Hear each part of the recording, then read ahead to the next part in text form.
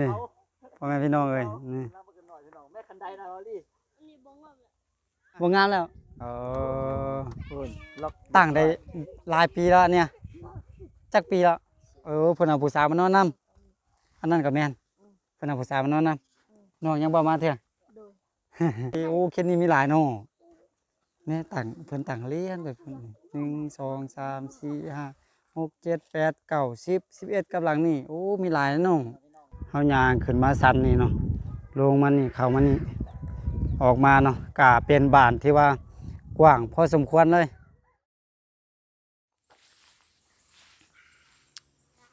สบายดี สบายดี สบายดีเนาะพ่อแม่พี่น้องยินดีต้อนรับทุกท่านบ่ว่าจะอยู่ในประเทศต่างประเทศนะบาวลีก็ขอต้อนรับเข้าสู่ช่องของบาวลีอีกคือเก่าคือเดิม เส้นเคย มาจนหลงเลยพ่อแม่นะเย้ ก็คือในหน้าตอนนี้เนาะเฮาทีมงานของเฮา โดยพี่น้อง กำลังเดินทางไปทางไหนกุ๊กคิว เขาจะได้เดินทางไปบ้านภูวานพี่น้องบ้านภูวานบ้านคลองไส้โซนพี่น้องบ้านคลองไส้โซน อยู่เมืองเวียงภูคาเนาะ เมืองน้ำทาละ เมืองน้ำท่าแล้วเนาะ เมืองน้องน้ำทาเป็นเมืองน้ำทา โดยเนาะกะตอนนี้คู่ดอยล่วงหน้าไปก่อนเฮาแล้ว แม่ พ่อแม่พี่น้องเอ้ย2คนเฮากะหนทางมันเป็นลักษณะประมาณนี้แหละเนาะก็เลยได้นำก้นคู่ดอยไปเพราะว่าเฮาขี่2คนหั่นน่ะก็บ่ได้ใส่เลข3เลข4 1 2ประมาณนั้นเส้นทางมันเป็นขึ้นดอย พูนเส้นทางเขาจะไปเนาะก็โอเคพ่อแม่พี่น้องเดี๋ยวจะพาเข้าไปรีวิวหมู่บ้านเพิ่นเบิ่งเนาะว่าเป็นจังใดเนาะหลังจากที่เฮามาฮอดหัวหมู่บ้านเนาะก็จะเป็นทางประตูเข้าบ้านเนาะเพิ่นก็จะเฮ็ดประมาณนี้ใส่พ่อแม่พี่น้องเนาะโอ้ถูกแบบคือกับดาบคือแต่ง่าวเนาะนี่เพิ่นก็ระบุวันที่เดือนปีใส่เบิ่งนั่นเนาะวันที่6 เดือน 10 2024เนาะทางนี้ก็คือกันเนาะมันจะมีหลายอันพ่อแม่พี่น้องเนี่ยเฉพาะอันโล่มลงกับบักหลายๆเนาะนี่ทางนี้ก็จะมีเนี่ยพุ่นมีหลายด่านเติบ1 2 3 4 5อันเนาะก็เป็นประตูเข้าหมู่บ้านของเพิ่นโอเคเนาะพ่อแม่พี่น้องตอนนี้เฮาก็ได้เข้ามาฮอดหมู่บ้านของเพิ่นเป็นที่เรียบร้อยเนาะนี่ทางนี้ก็คือเป็นทางหัวหมู่บ้านเนาะที่เฮามาบอนจอมผู้บอนนี่ก็คือเป็นโรงเรียนของบ้านเพิ่นนะอันนี้บ่แน่ใจว่าแม่นเฮือนบ่กูคิวอันสังกะสีนี่นะเฮือนเนาะโอ้เพิ่นใส่เป็นสังกะสีหมดทั้งหลังเลยพ่อแม่พี่น้องว่าจะเป็นหลังคาฟ้าแอมเนาะเพิ่นน่าจะกำลังกาเกียมจะตั้งเฮือนใหม่บนนี้เนาะวิวนี่อู้โคตรคักพ่อแม่พี่น้องพุ่นถูก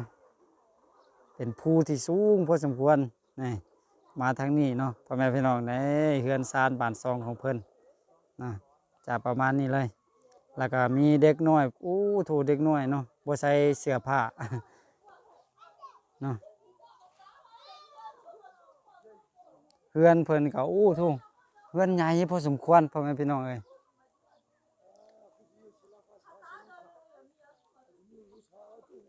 เฮือนใหญ่พอสมควรเลย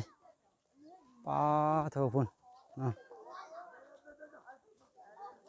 โถเฮามีเด็กน้อยแก่เสื้อผ้านะเฮาบางบอนเฮาก็ได้โยกกองข้ามเนาะนี่เพิ่นเป้กล้วยมาเป้ยกกล้วยเนาะน่าจะเอาไว้มาเกลือสัตว์เกลือสิงเนาะ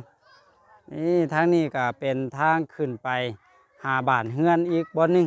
ก็คือเฮือนเพิ่นนั่นจะตั้งอยู่เป็นดอยเนาะเป็นดอยแบบนี้แล้วก็แบบนี้เนาะ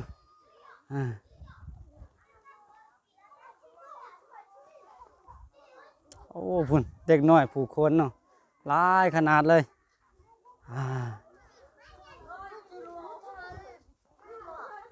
ขันใดเฮือนเพิ่นเนาะสบายดี จับปืมอยู่ป้าปืมเขียนนี่นะปืมเขียนนะบ่แม่นเอากระเป๋า คันใดเฮือนเพิ่นเนาะเพิ่นจะใส่อันไม้ห้องทางพื้นนั่น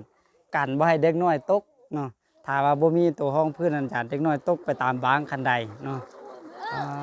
แม่นเนาะอ๋อแหน่แม่นเฮาเดาถูกพ่อแม่พี่น้องเฮือนเพิ่นก็เป็นเฮือนไม้เนาะแล้วก็สูงพอสมควรเลยขี่รถพุ่น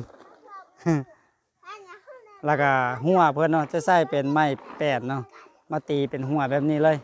เงื่อนหลังนี้โอ้ค่อนข้างที่จะมีเลยพ่อแม่พี่น้องมีฮอดรถปิกอัพเนาะเฮือนก็โอ้เป็นเฮือนใหญ่พอสมควรนี่เฮือนไม้แบบนี้เนาะขึ้นไปโอ้บนนี้นี่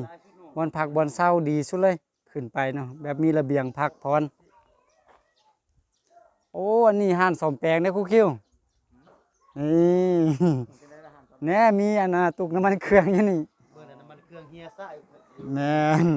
นั่นน่ะ เนี่ยเงินหลังนี้เนาะ ข้าวพี่น้องกะมาฮอดจุดนี้มันจะมีอยู่2โซนด้วยกันเนาะก็คือทางนี้กับทางนี้เนาะเดี๋ยวเขาจะขึ้นไปทางนี้ก่อนเนาะ เอาแต่ว่า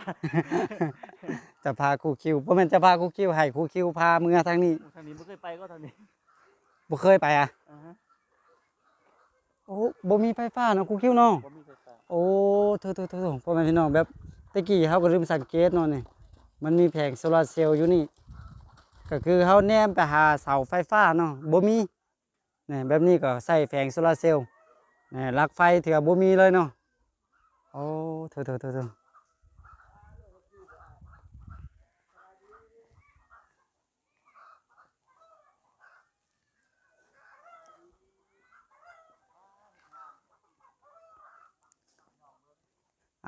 อันนี้นี่น่าจะเป็น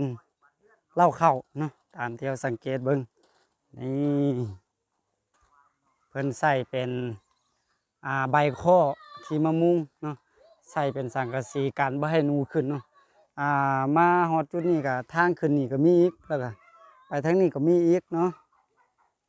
เป็นบ้านที่ว่าใหญ่พอสมควรพ่อแม่พี่น้องเฮือนก็หลังใดก็ส่วนหลายก็จะเป็นเฮือนไม้แบบนี้เนาะเฮือนไม้หลังนี้คือกันนี่เป็นเฮือนไม้สูงๆแบบนี้เลยโอ้โถพุ่นเด็กน้อยแลนมาสาวๆนี่สบายดีโดยเพิ่นไปยังเนาะโถเพิ่นแลนโอ้พุ่นแลนไปเบิ่งรถเด้น่ะ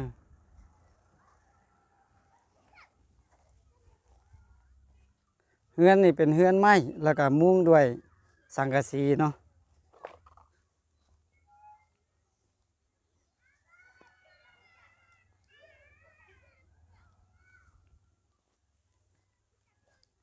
โอ้โถ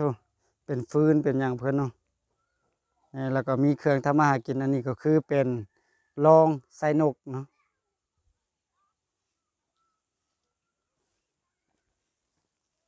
โถเด็กน้อยอยู่นี่สบายดีโดย กับเขาของเฮียนะเขา เขาแจ้ง เขาเนี่ย อันนี้บอกเขานี่บอก บ่เขาอันผู้นี้เนาะอ๋อโอ้ยอันนั้นเป็นหยังเด่นนั่นน่ะ เขา อันสูงๆนี่น่ะ เขาเขาแต่อยู่อันนี้ บ่นะอันสูงๆนี่แม่นหยังเด้ เนาะ บ่ฮู้นี่อันนี้น่ะบ่ฮู้เว้าเนาะนี่ ยูยูอย่า อ๋อ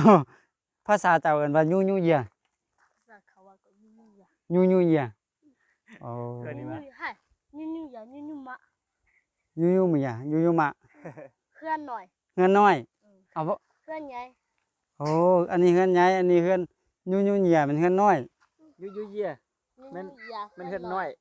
ยูยู ยูยูมาเพื่อนใหญ่ ยูมาแม่นตัวนี้ เพื่อนใหญ่ อันนี้ยูมาพี่น้องอันนั้นยูยูเยียยูยูเยียมันเฮ็ดน้อยของผู้บ่าวนอนได้คนเดียว โอ้แม่นเฮือนผู้บ่าวติผู้บ่าวมานอนนี่ สาวคนหนึงเป็นสองคนพี่น้อง ผู้หญิงกับผู้ชายมานอนนี่โอ้ เอาดิ โดย มาเบิ่งเสาไป อ๋อทางซูมขนาดเราดิ ป้าบ่แม่นอันน่ะตะกี้น้องผู้ชายนั่นว่ามึงงั้นผู้บ่าวผู้สาวมานอนนํกันว่าซั่น ตอนนั้นน้องพี่จองบอกน้องพี่จองอธิบายว่าเป็นเฮือนของผู้เบาโสดนี่แหละ อ๋อ แต่อันนอนคนเดียวก็ได้ แต่มือใดที่ไปล่มผู้สาวแล้วแบบมีสู่มีแฟนหั่นนะ โดย แบบอยากจะมีความสุขนำกันก็สามารถมานอนนำกันได้ ป้าดเสาเบิ่งสูงเนาะ เสาสูงสุด แล้วก็เป็นเฮือนหลังน้อยๆโอ้นี่ เสา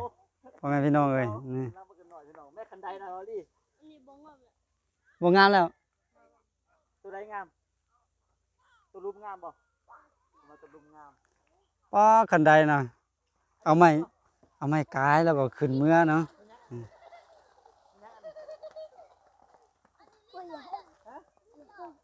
ลิ้นน้อยไม่ยังลิ้นน้อย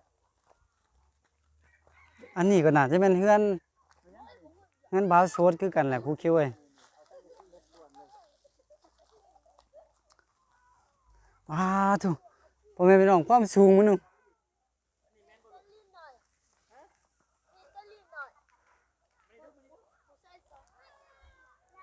โอ้ทุพ่อแม่พี่น้องเข็นนี่มีเฮือนน้อยบักอะไรเนี่ย1 2 3 4กับหลังนั่น5กับหลังทั้งหลังเฮานี่โอ้แปลกหูแปลกตาพ่อแม่พี่น้องเนาะโอ้เฮือนบางหลังก็มีกระแจไซนี่มีกระแจไซเนาะนี่เวลาจะขึ้นไปนอนเนาะขึ้นเมื่อเนาะตามที่น้องผู้ชายผู้นั้นบอกกันนะโอ้โธ่เป็นอะไรครูคิวเพิ่นจะพาไปเบิ่งบ่นอนน่ะเดี๋ยวเฮานำน้องเพิ่นไปนำครูคิวเนาะไปเบิ่งเฮือนของผู้บ่าวโสด น้องเพิ่นก็มีนะเป็นของตัวเอง เล่นน้อยเลย เนาะ พี่น้องว่าน้องมีแล้วเล่นน้อยเล่นตัวเล่นเป็นน้อย เฮือนเพิ่นโอ้โธ่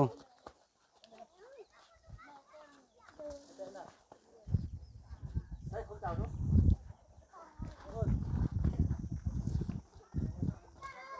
โอ้โธ่เฮือนหลังนี้พ่อแม่พี่น้องนี่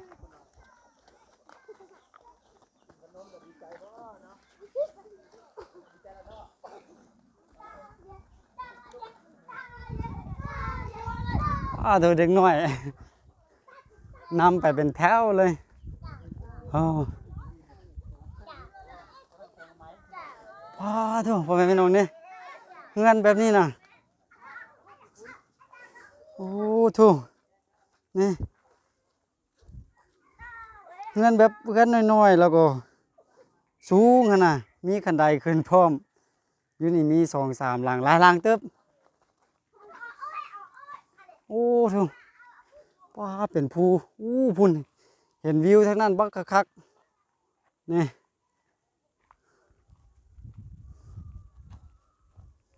โอ้อยู่นี่ก็มีอีกหลังหนึงนี่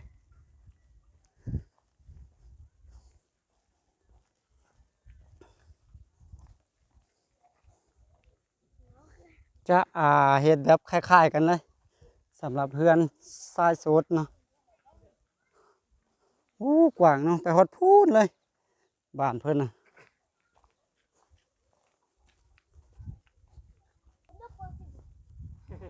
โอ้มีกุญแจหอยคอไว้เด้อ นี่เนาะ มีกุญแจหอย เดี๋ยวมาเบิ่งน้ำกันเป็นเฮือนของน้องทรายเพิ่นทางครูคิวได้นำมาก่อนเฮาโอ้หุ่น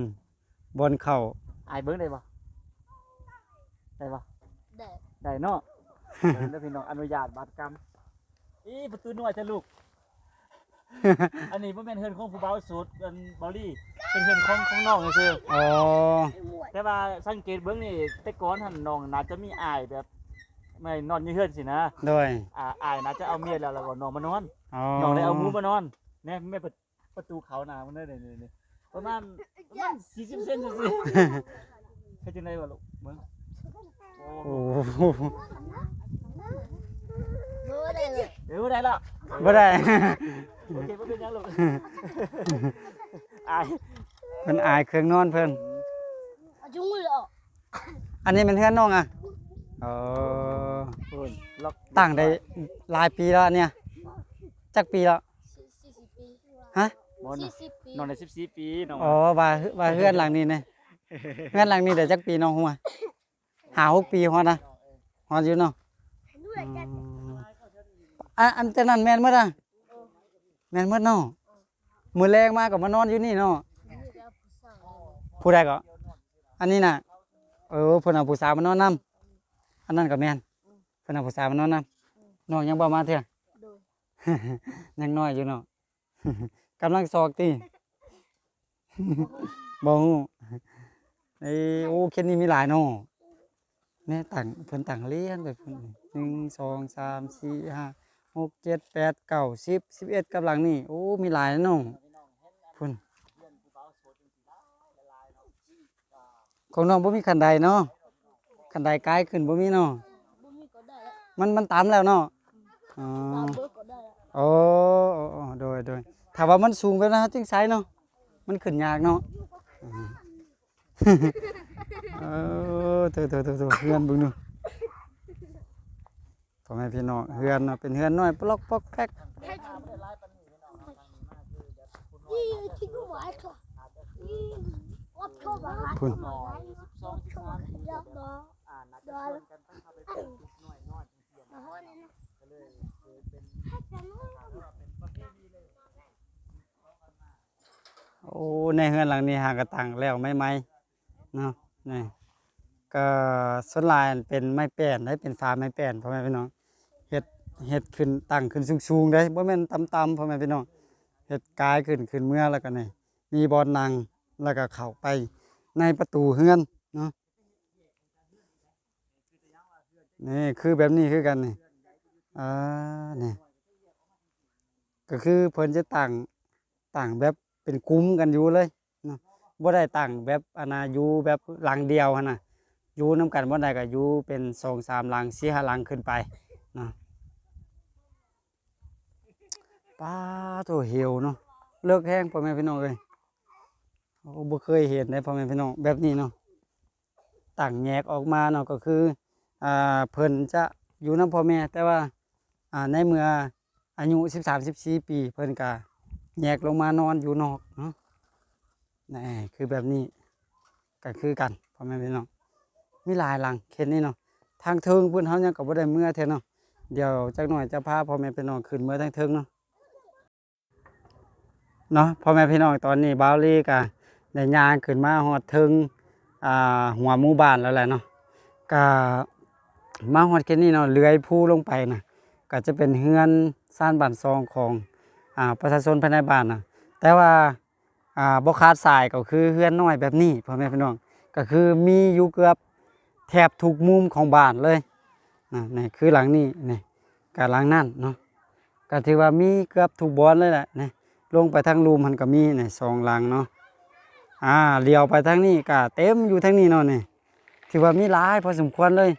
สำหรับเพื่อนเนาะเฮือนหลังน้อยแบบนี้น่ะพูนอยู่พุ่นก็น่าจะมีหลายอยู่หัวดอยพุ่นเนาะเดี๋ยวจะพาย่างเลาะขึ้นเมื่ออีกน้อยหนึงเนาะ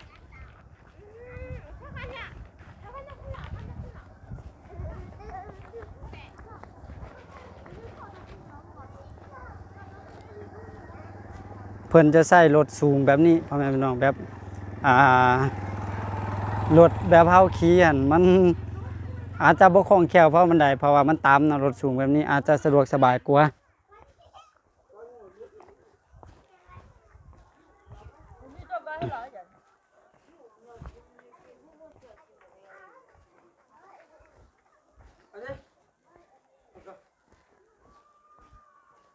โอ้อยู่แถวนี้ก็มีหลายหลังคือกันพ่อแม่พี่น้องนี่ต่างออกปอกแอกแป๊กเนาะนี่โอ้พุ่นพ่อแม่พี่น้องนี่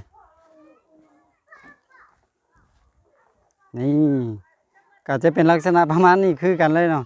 ขึ้นไดหั่นเอาไม้กายขึ้นเมือนเอาขึ้นไปแล้วก็เข้าไปนอนอยู่เทึงนี่โอ้มีหลายพ่อแม่พี่น้องนี่ทั้งนี้คือกันก็คือบ้านหนึ่งเนาะมันย่อมมีผู้บ่าวโสดหลายเนาะก็เลยว่ามีเฮือนแบบนี้หลายหลังหั่นน่ะ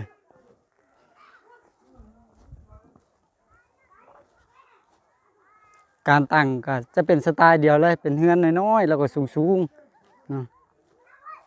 ลวงกว้างนี่น่าจะมาประมาณเมตรหนึ่งเนาะลวงกว้างลวงยาวกับประมาณเมตรปลายเนาะ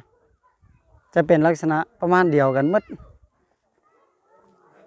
โอ้เฮือนหลังนี้พ่อแม่พี่น้องนี่เป็นเฮือนไม้เนาะงามๆเลยโอ้อยู่เทิงพี่มีห้านค้าหลายพอสมควรเลยเห็นล้างบอกล้างเบียร์นะที่เพิ่นขายนะอู้พุ่นยังขึ้นดอยมาเทิงพุ่นอีกพ่อแม่พี่น้องว่าเท่ามุมนี่งามแฮงเนาะงามหลายพ่อแม่พี่น้องนี่ถือว่ากว้างสมควรสำหรับหมู่บ้านเพิ่น ตักน้ำของส่วนเผาบ้านเพิ่นเนาะพี่น้อง เพิ่นเปกระตุกน้ำมาตัก เนาะพี่น้องโอ้เปก สบายดีแม่เฒ่าสบายดีนี่มีอันใส่คอมาพร้อม กำนันน้อยพ่อแม่พี่น้องเลย เปกระตุกน้ำบักหลายเต็มกระตาเลยเที่ยวไปตักน้ำแล้วก็เปกลับขึ้นเฮือน ได้เบาดี โอ้ในเป้ลูกแด้น่ะ ผมเป็นคนตะกี้เลย เป้ลูกกับเป้น้ำพร้อม นั่นน่ะ โอ้ รู้ไหม ซื้อขนมอู้เป้น้ำบักหลายน้ำบ่นักอ่ะ เน่า นักอู้บักหลายอัน อันนี้แปลงเอาอันเนี้ย เออ แปลงเอา กับเป้ โอ้เพิ่นอยากได้ขนมให้ลูกว่าซั่นลูกโอ้อยู่นี่ป้าเด็กน้อยพุ่นเลยแต่ว่าขนมตะกี้เฮาแจกแล้วพ่อแม่พี่น้องพุ่นอันนี้แด้นักเอาเนาะไปเลยนัก โอ้เอาดันไซโคของเนาะไปเลย แจก โอ้พึ่งอ่ะ เปลี่ยนดา โอ้ พี่น้องเลย น้ำอ่ะเต็มกระตาเลยทู ลงแต่พระเจ้าล้วนอ่ะ ไปเลย ให้เล่าปีให้ มาคอยปีมาฮะกับเบิร์ดกี่ปีเลยโอ้นักเดี๋ยวไปเนาะไปละ คอยคำย้ำแรงมากับชาวบ้านชาวเมืองกะเริ่มเอายังเนาะใส่กระติกน้ำแล้วก็มาโคนเอาน้ำไปไว้เฮือน เอาไปไว้ส้มไส้ไปไว้กินนี่แหละนี่เบิ่งอันเป๋ย่างไปอันแม่นเป๋น้ำได้พ่อแม่พี่น้องแล้วก็ยังมีซองผู้เฒ่ากับหลานเนาะย่างมาอีกนี่ก็เพื่อจะมาเป๋น้ำคือกันสำหรับสองคนเฒ่าหลานเพิ่นเนาะเพราะว่าสังเกตเห็นทางหลังหันมีกระตุกน้ำเนาะถูกเบิ่งเพิ่นเป๋ย่างมาเป๋ลงมาแต่ดอยพูน สบายดีโดยเป๋มันยังเด้เป๋มันยังอันนี้น้ำกินดิโอ้เป๋น้ำ เอาไปกินพ่อแม่พี่น้องน้ำกินเพิ่นสบายดี โนโอ้เพิ่นฮู้ภาษาอังกฤษได้เนาะ ภาษาอังกฤษก็ได้อ่ะ 2 4 5 20พุ่นน่ะโธ่นี่พ่อแม่พี่น้องเฮาเห็นป้ายบ้านแล้วนี่ ไป นี่แขวงหลวงน้ำท่าเมืองหลวงน้ำท่าบ้านผู้วานนี่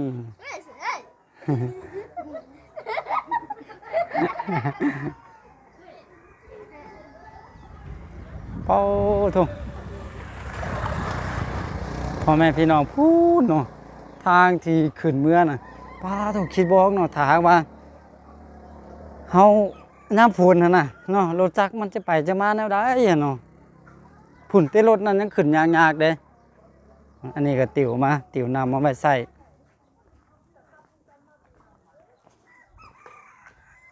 ก็คืออยู่สันดอยแท้ๆเลยโอ้เพิ่นเต่าโฮมกันหลายขนาดมันบ่ฮู้ว่าเพิ่นมีเวียกสบายดีโอ้เต็มเลยพุ่นเพิ่นไปซอกป่ามาโดยสบายดี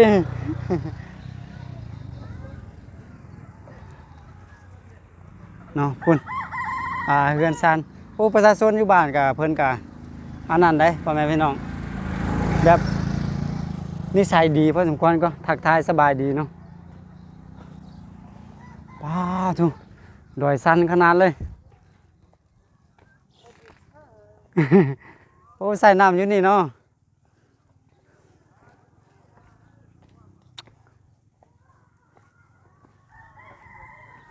ป้อรถเพิ่นขึ้นมาอยู่พี่เนาะ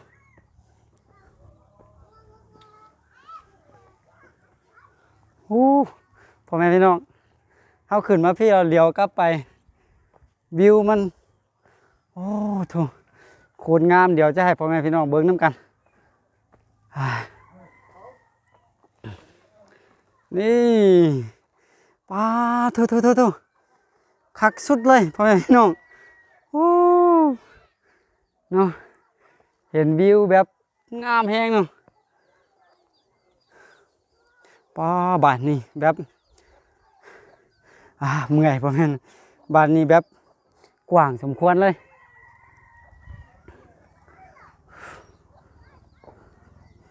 ป้าโถคักอีหลีกาเนี่ยสำหรับหลังคาปะต๊อบปะแตบน้อยๆแบบนี้นะเป็นบ้านของชายโสดเนาะหลังจากที่เพิ่นอายุประมาณ13-14 ปีเนาะเริ่มขึ้นบ้าวแล้วเพิ่นก็จะมานอนอยู่เถียงน้อยแบบนี้เนาะกาบ้านนี้เนาะตั้งไปตามสันดอยโอ้งามพ่อแม่พี่น้องตอนนี้เขายังย่างขึ้นบ่สุดเทื่อก็ยังอีกหน่อยหนึงเนาะป้าโถมันไปเสาป่ามาสบายดี ยิ่งขึ้นมายิ่งงามพ่อแม่พี่น้องพุ่นคักผู้ผาป่าดงโอ้อ่อนซ้อนเนาะก็ถือว่าอยู่สูงพอสมควรเลยสำหรับบ้านนี้เนาะก็โอเคพ่อแม่พี่น้องตามที่เขาเข้ามาสังเกตเนาะเข้ามาเก็บภาพบรรยากาศให้พ่อแม่พี่น้องได้รับชมน้ำกันเนาะตั้งแต่ท้ายหมู่บ้านเนาะพูนนะตั้งแต่หัวหมู่บ้านพ่อแม่พี่น้องพูนอยู่จุดนี้เนาะเป็นโรงเรียนเฮาย่างขึ้นมาสันนี่เนาะลงมานี่เข้ามานี่ออกมาเนาะก็เป็นบ้านที่ว่ากว้างพอสมควรเลยเนาะสำหรับบ้านนี้เนาะเป็นชนเผ่าอาคาพ่อแม่พี่น้องมี60 กว่าหลังคาเรือนเนาะจุดพิเศษของบ้านนี้ก็คือมีเรือนของชายโซนเนาะเป็นเรือนน้อยๆนะหลังจากที่ว่าลูกชายใหญ่มาพอประมาณหนึ่งพอเป็นบ่าวนะก็จะได้ลงมาตั้งหอตั้งเรือนน้อยเป็นเรือนน้อยเนาะอยู่นอกบ้านนอกเรือนนอนเนาะเวลานอนนะถ้าว่าผู้ใดมีผู้แสบผู้สาวก็เอามานอนมาอยู่นำเนาะก็เนาะวัฒนธรรมนิตของประเพณีของเพิ่นก็น่าจะเป็นแบบนี้เนาะช่วงเวลาที่ว่าเดี๋ยวนี้เนาะบ้านเมืองเริ่มขยายออกกันนะก็เฮ็ดให้เด็กน้อยเริ่มใหญ่ขึ้นมาเนาะเป็นบ่าวก็เริ่มขยายเฮือนน้อยหันออกหลายขึ้นก็เก่าเนาะพ่อแม่พี่น้องก็เป็นครั้งแรกที่บ่าวลีได้เข้ามาสัมผัสบรรยากาศแบบนี้เนาะอยู่ที่บ้านผู้วานเมืองหลวงน้ำท่าแขวงหลวงน้ำท่าจะประมาณนี้พ่อแม่พี่น้องเก็บภาพบรรยากาศให้มาชมน้ำกันมุมนี้นี่งามแห้งพ่อแม่พี่น้องเบิ้งแล้วก็สะอ่อนเนาะเบิ้งแล้วก็สะอ่อนแห้งนี่แบบเห็นแบบมุมสูงเนาะตอนนี้ครูดอยกับครูคิวพูดอยู่พุ่นเนาะนี่ครูดอยยางอยู่ทางเนาะนี่เนาะส่วนครูคิวบูว่าไปทางใดตอนนี้เพราะว่าบ้านก็กว้างพอสมควรเลยเด็กน้อยนี่นะกำลังเปยังเป็นหมอเป็นยังเนาะบูว่าจะเอาไปทางใด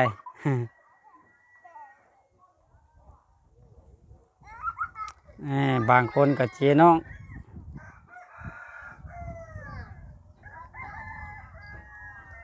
ส่วนทางนี้ก็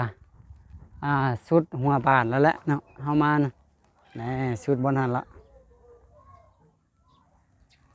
กาเนาะเป็นอีกหมู่บ้านหนึ่งที่